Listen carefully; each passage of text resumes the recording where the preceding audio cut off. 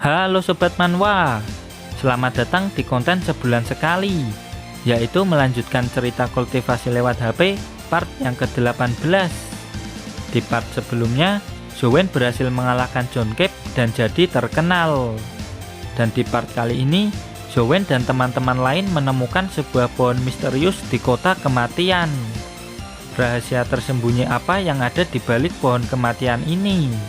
Tanpa basa-basi lagi, langsung pasang headset dan kita gaskan ke ceritanya di Manhwa Period.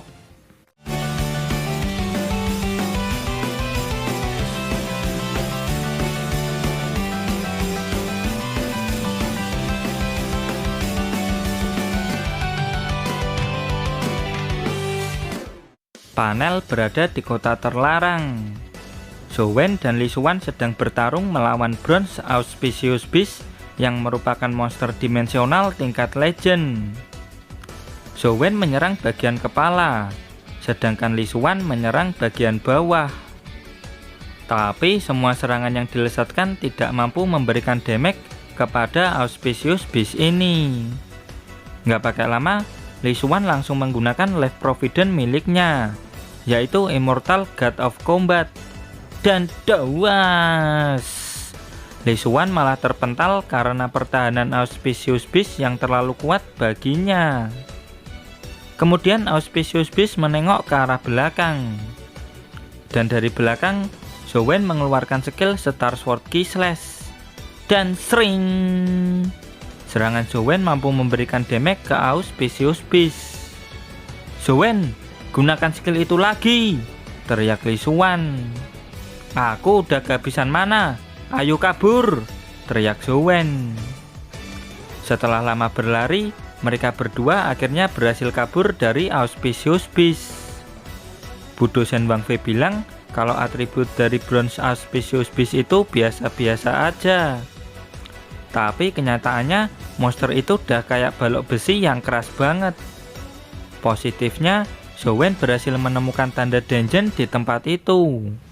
Dengan ini, Jowen bisa mencari titik lemah Auspicious Beast lewat HP saktinya. Lalu Lee Suwan mengeluh kalau tugas ini terlalu berat. Soalnya mereka berdua tidak bisa memanggil beast pendamping di tempat ini. Jowen juga tidak bisa merasakan kontraknya dengan para beast pendamping miliknya ketika memasuki kota terlarang ini. Tapi hal itu tidak berlaku bagi Pokemon Peri dan Diting.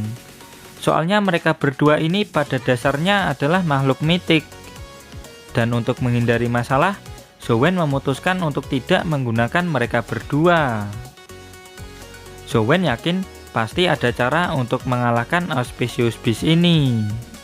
Meskipun pertahanannya kuat, bukan berarti tak terkalahkan. Lalu Lee Suwan merasa kalau tugas ini benar-benar konyol. Mereka berdua yang legend aja sampai kesulitan, apalagi mahasiswa lain yang masih mortal. Pasti bisa langsung tewas kalau melawannya.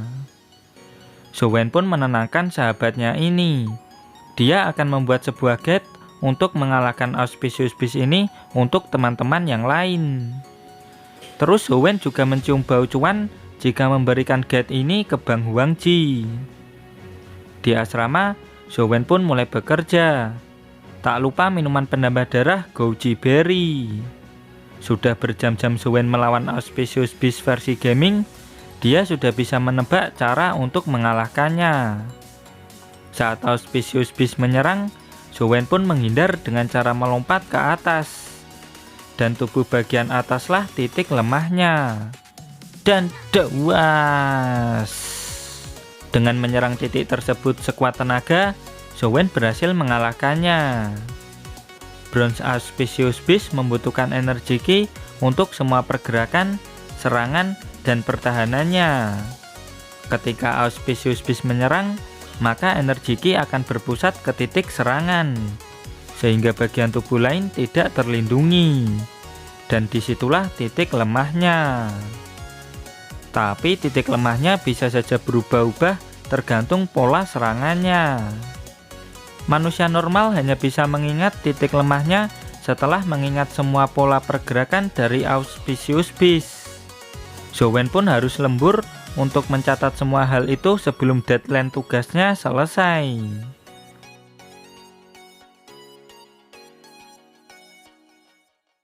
Keesokan harinya, Zowen mengirim Gate untuk mengalahkan Bronze Auspicious Beast ke Lee Suwan.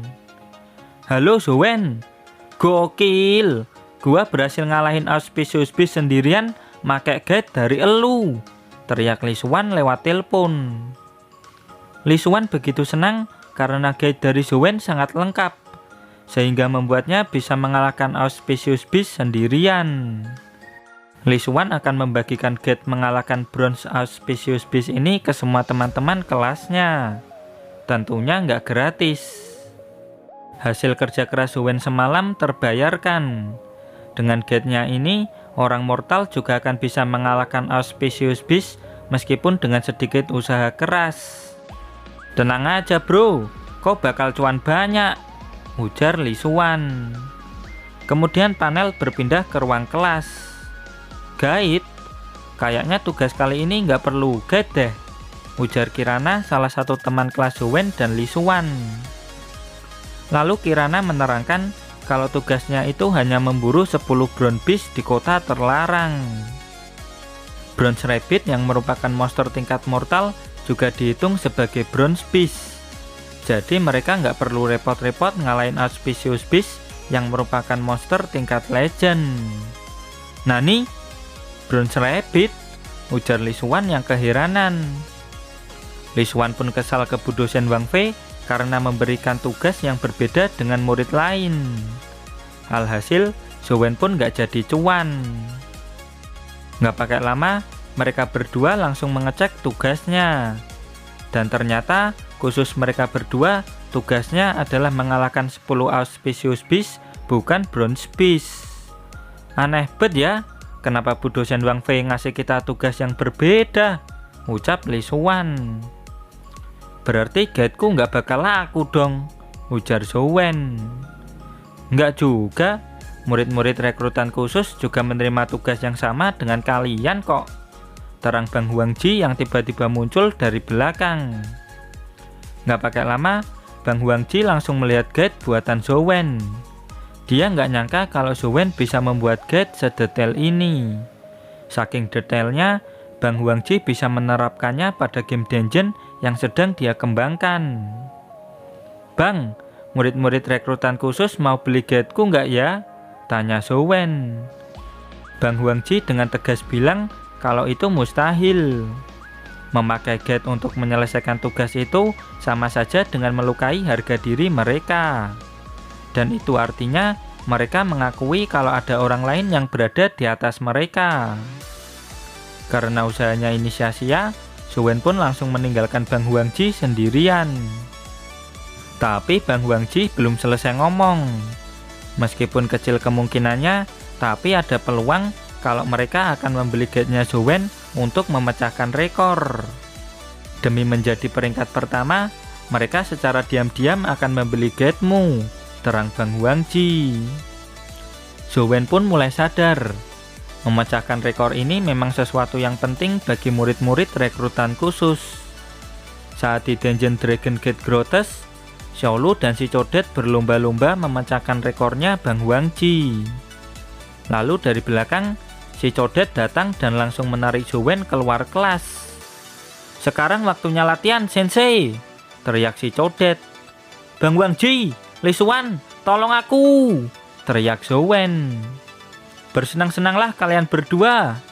Penjualan gate ini serahkan saja padaku, ujar Bang Huangji. Singkat cerita, panel berpindah ke ruang latihan. Si Codet bilang kalau dirinya sudah berhasil menguasai teknik mata batin yang sudah diajarkan Zowen padanya. Apa itu mata batin? Kapan aku mengajarinya? Batin Zowen. Si Codet pun akan memperlihatkan hasil latihannya pada Zowen. Dan sering. Zowen terkejut dengan kecepatan tebasannya si Codet. Serangan si Codet benar-benar tegas dan mengarah tepat padanya, seolah-olah tebasan pedangnya sudah dilok ke Zowen. Untuk mengimbangi si Codet, Zowen menggunakan teknik Dragon Gate Apsara Teknik. Dia nggak nyangka kalau si Codet benar-benar bisa melakukan teknik seperti ini hanya karena kesalahpahaman. Saat menghadapinya, Zowen merasa kalau tebasan pedang si Codet memiliki mata. Dan sering, si Codet pun menyarungkan pedangnya kembali. Pelajaran yang berhasil dia dapatkan adalah semua benda yang bergerak akan membuat udara mengalir. Meskipun tanpa melihat, dia bisa menggerakkan pedangnya lebih cepat. Dia akan terus melatih penglihatannya untuk bisa merasakan semua hal yang ada di sekitarnya seperti Zowen. Cara kerjanya memang mirip, tapi jauh berbeda dari skillnya Diting. Zowen gak nyangka kalau si Codet benar-benar bisa berkembang sejauh ini. Zowen pun jujur kalau sudah tidak ada lagi yang bisa Zowen ajarkan. Oleh karena itu, Zowen akan mengembalikan duitnya si Codet. Akan tetapi, si Codet tetap kekeh mau berguru kepada Zowen. Selama berguru pada Zowen, si Codet merasa lebih berkembang ke arah yang lebih baik. Dia juga berjanji untuk tidak mengganggu waktu latihannya Zowen. Jangan khawatir Zowen Sensei, aku akan terus memperhatikanmu dan belajar sendiri dari itu, tegas si Codet. Sensei, bisakah aku tinggal satu asrama denganmu? Tanya si Codet. Tidak bisa, balas Zowen. Lagian si Codet bisa mati karena di kamar asrama Zowen ada Lord Kambing Simulator yang siap menyerang siapapun yang masuk ke kamarnya. Apa? Aku bisa mati? Batin si Codet. Kau memang hebat, Sensei. Pasti latihanmu jauh lebih sulit dan lebih berat ketimbang diriku yang lemah ini, ujarnya sambil nangis terharu. Singkat cerita, Zowen pun pulang ke asrama. Dia sudah membelikan Lord Kambing Simulator sayur-sayuran dan meletakkannya di dapur. Lord Kambing kita pun mengiyakannya sambil makan wortel dan melihat-lihat album kenangannya Zowen. Lord Kambing Simulator sedang melihat foto Zowen kecil dan ayahnya. Sambil makan wortel, Lord Kambing bilang, Zhou Ling Feng. Sontak Zowen langsung terdiam. Dia penasaran siapa yang barusan memanggil nama ayahnya. Singkat cerita, panel berpindah ke bagian dalam gua semut versi gaming. Zowen mencoba untuk mendapatkan madu Golden End yang bisa meningkatkan stat vitality. Silver Wing miliknya jelas tidak akan bisa mengalahkan kecepatan dari semut preman emas. Si preman emas pun bersiap untuk menusuk Zowen. Dan celing! Tiba-tiba Zowen menghilang. Sontak si preman emas langsung menoleh ke arah lubang guanya. Dan di sana, Jenderal Iblis Preman sudah memindahkan Zowen ke lubang gua dengan skill Star Suction Palm. Preman emas langsung ngamuk dan terbang dengan kecepatan tinggi ke arah Zowen. Dan dawas! Preman emas menembus dinding sekaligus mengalahkan Jenderal Iblis Premannya Zowen. Jarak kekuatan makhluk epik dengan makhluk legend memang sangat besar. Gak pakai lama, Zowen langsung memanggil kipas Pokemon Peri dan melesatkan skill Great Yin Wind ke arah si preman emas. Tapi si preman emas mampu menghindarinya dengan mudah. Tapi skill Great Yin Wind mengarah ke kepompong putih yang ada di atas, sehingga membuat si preman emas kembali untuk melindunginya.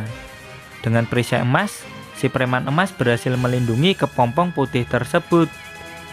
Zowen tidak menyia-nyiakan kesempatan ini dan langsung meminum madunya. Dia berhasil mendapatkan beberapa teguhan. Dari belakang, si preman emas sudah mengincar Zowen. Dan seplas! Zowen pun langsung game over. Meskipun game over, Zowen tetap senang karena sudah menemukan celah untuk bisa meminum madu di tempat itu. Tiba-tiba ada telepon masuk dari Lisuan. Dia mengajak Zowen untuk pergi ke kota terlarang besok pagi. Zowen pun setuju. Dengan gate miliknya, mereka berdua bisa farming di sana dengan mudah.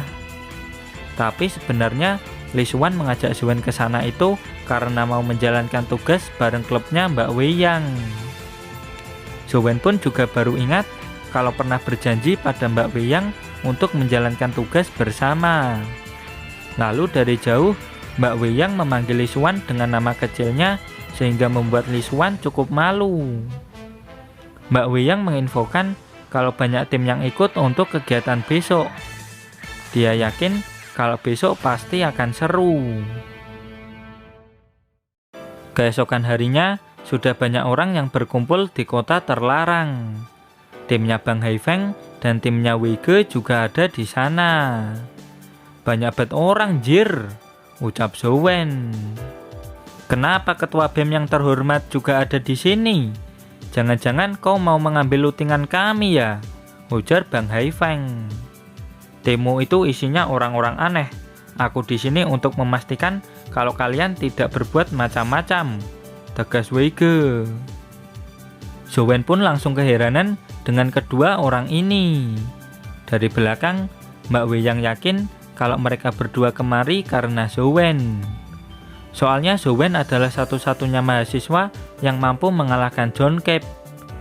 Sensei, halo Zhou-wen, teriak si Codet dan Xiaolu. Zhou-wen langsung bertanya kenapa mereka berdua ada di sini. Tiba-tiba Lee Suwan menerangkan kalau mereka berdua sudah resmi bergabung dengan klub Suwanwen sambil menutupi wajah ketiga anggota yang lain. Lee Suwan bilang kalau si Codet bergabung karena ingin bersama senseinya lebih lama lagi. Sedangkan Wang Lu ingin bergabung karena ingin menjadi bagian dari klubnya MC. Tak lama kemudian, raid pun dimulai. Timnya Mbak Weyang sudah mulai bantai-bantai. Timnya Bang Haifeng juga nggak mau kalah dari tim Weyang yang isinya cewek semua. Mereka berdua nggak nyangka kalau guide dari Zhou-wen mampu membuat mereka berdua mengalahkan Auspicious Beast dengan lebih cepat. Karena yang lain sedang berburu, Zhou-wen ingin nyantai sambil main game dungeon. Tiba-tiba ada yang berdering. Dikira HP Xiaomi-nya yang berdering, ternyata yang berdering adalah HP saktinya. Setelah HP sakti berdering, tiba-tiba terjadi sebuah gempa di tempat itu. Gempa bumi! Hati-hati semuanya! Teriak beberapa anggota tim Haifeng. Puing-puing bangunan pun mulai terjatuh. Dan di depan Zhou-wen sudah terbuka sebuah jalan yang misterius. Semuanya bertanya-tanya mengarah kemana jalan ini. Tempat itu tidak ada di peta kota terlarang. Di dalamnya bisa saja ada harta karun atau yang lainnya. Dan karena yang ada di sana itu adalah mahasiswa top semua, maka mereka memutuskan untuk mengeceknya. Tapi Zhou-wen masih dibuat bingung dengan HP saktinya. Soalnya ini pertama kalinya HP itu berdering. Tak lama kemudian, rombongan mahasiswa udah nyampe di ujung jalan. Di depan mereka sudah ada kotak batu besar dengan simbol yang mereka semua tidak ketahui. Ukiran yang ada di kotak ini terbuat dari perunggu. Xiaolu yakin kalau benda ini pasti menyimpan sebuah rahasia. Nggak pakai lama, Zhou-wen langsung mengaktifkan Space Tab dan melihat kotak tersebut dari atas. Tidak ditemukan adanya pintu masuk. Jangankan pintu masuk, jendela atau ventilasi aja kagak ada. Dan duar! Setelah dihantam oleh palu, kotak ini sama sekali nggak kegores. Weige yakin kalau ada semacam kekuatan aneh yang melindungi kotak ini dari serangan luar.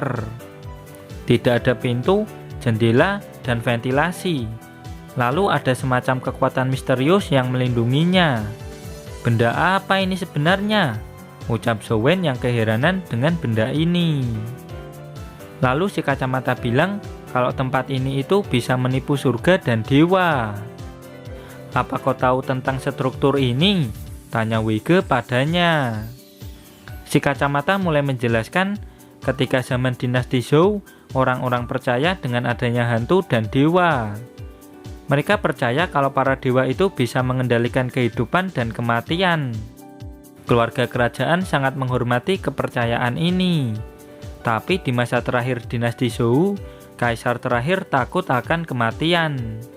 Jadi dia membuat kematian palsu dan menyegel dirinya di kota kematian untuk menipu dewa. Tapi percuma, kehendak dewa tidak bisa dia tipu, dan akhirnya dia tetap mati. Menurut sumber sejarah, kota kematian ditetapkan sebagai tindakan kebodohan karena melawan kehendak dewa. Kebodohan itu disimbolkan dengan sebuah kotak perunggu tanpa adanya pintu dan jendela. Lalu Lisuan memuji si kacamata karena pengetahuannya yang luas. Tapi dia tidak sepintar itu. Dia hanya cukup tertarik dengan sejarah dinasti Zhou. Mereka mencoba untuk menggali di sekitar selatan kota kematian. Dan mereka menemukan sebuah lubang yang mengarah ke dalam. Si kacamata menyarankan untuk tidak masuk. Tapi si Codet menenangkannya karena ada Zhou Wen di sini. Mereka semua pun masuk ke dalam kota kematian.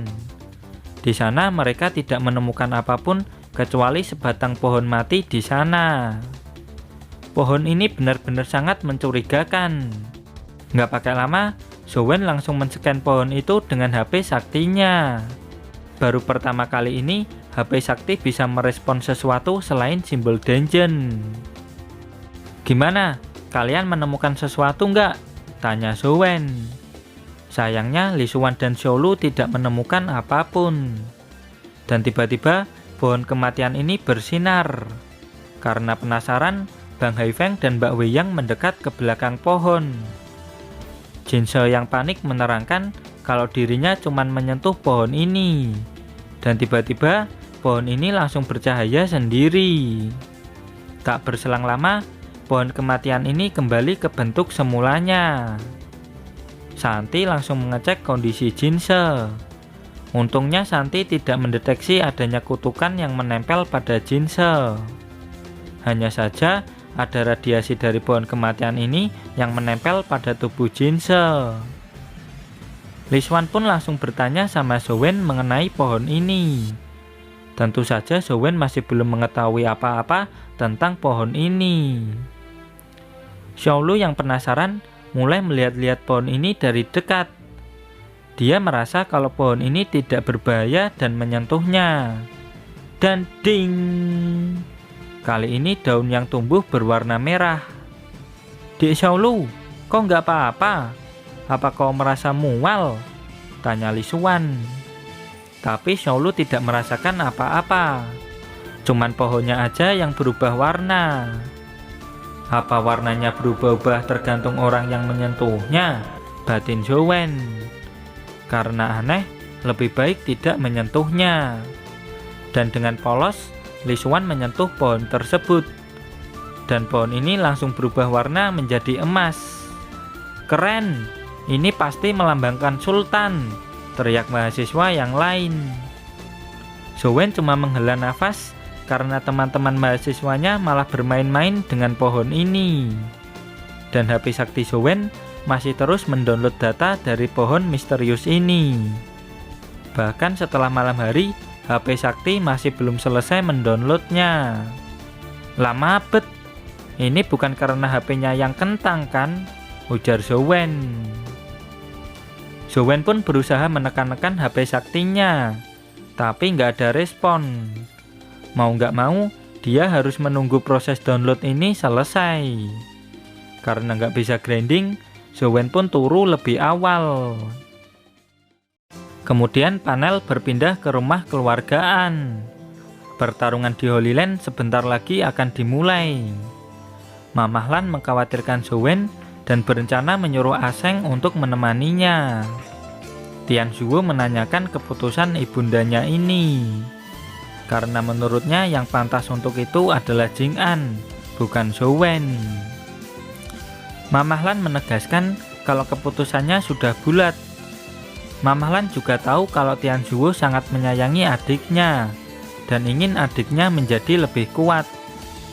Tapi kondisi Jing An sekarang tidak memungkinkan untuk itu.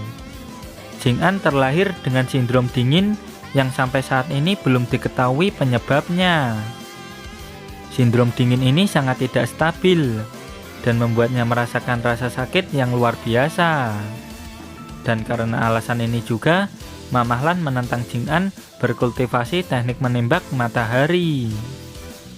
Meskipun Jing An mendapatkan hak itu dan mampu mewarisinya, Mamah Lan tetap khawatir karena dia tidak ingin kehilangan orang yang sangat penting lagi dalam hidupnya.